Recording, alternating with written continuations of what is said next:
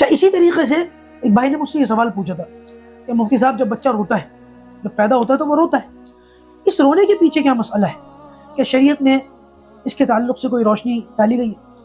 تو میں نے یہ سوچا کہ ایک ویڈیو بنا دیا جائے تاکہ ہمارے اس بھائی کو بھی پتہ چل جائے اور اس ویڈیو کے ذریعے سے آپ لوگوں کو بھی پتہ چل جائے۔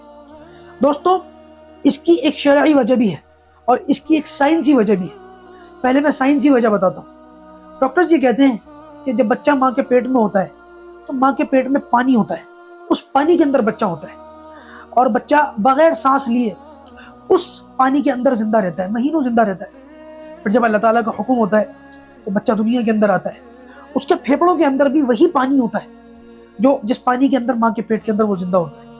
ڈاکٹرز اس کو دنیا میں لانے کے بعد، اس کو ڈیلیوری کرنے کے بعد اس بات کی پوری کوشش کرتے ہیں، اور اگر کہیں حالت کرٹیکل ہو تو ایڑی چوٹی کا زور لگاتے ہیں کہ بچہ کسی طریقے سے روئے، آواز نکالے۔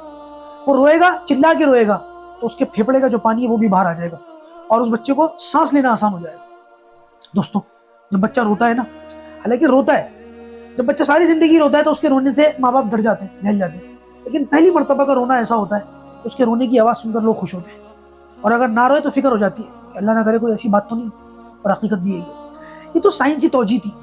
اس کی جو شرعی وجہ ہے وہ نبی کریم صلی اللہ علیہ وسلم نے ارشاد فرمائی۔ آپ صلی اللہ علیہ وسلم نے ارشاد فرمایا کہ جب بچہ دنیا کے اندر آتا ہے، پیدا ہوتا ہے، تو شیطان اس کو چھوتا ہے۔ چھونے کا مطلب اس کو پنچ کرتا ہے، نوچتا ہے اس کے، جس کے نتیجے میں بچہ روتا ہے۔ آدم علیہ السلام کی تمام اولاد جب اس دنیا میں آتی ہے تو شیطان اس اولاد کو، اس بچے کو تنگ کرتا ہے، اس کے چٹکی لیتا ہے، مروڑتا ہے، جس کے اثر سے بچہ روتا ہے۔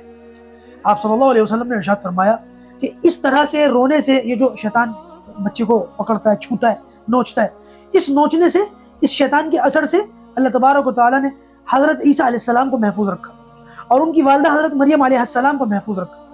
کیوں محفوظ رکھا؟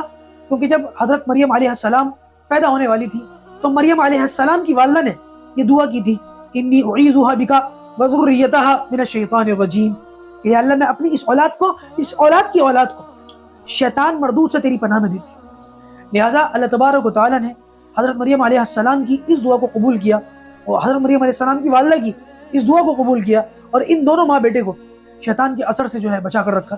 باقی ہر بچہ جب دنیا میں آتا ہے شیطان اس کو چھوتا ہے۔